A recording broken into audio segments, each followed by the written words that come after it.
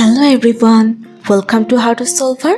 Today in this video, I'm gonna show you how to use nearby sharing for fast file transfer in laptop. Before starting the video, please subscribe to How to Solver. So, let's go. For this, you have to open your Google Chrome.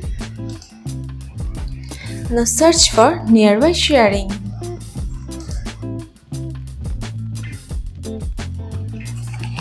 Here you can see the option of the new Quick Share app for Windows. You have to click on it.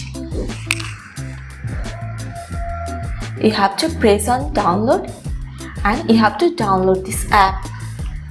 I have already downloaded this app. Now go to Quick Share from Google.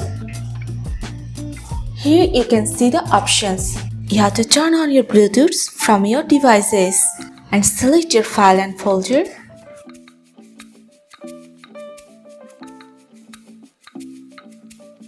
And your nearby sharing will be appear here. You have to click on it. That's it. So this is how you can use nearby sharing for fast file transfer in your laptop. So guys, that's it. You can do this. I think this video is very helpful to you.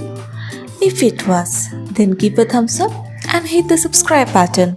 And thanks for watching.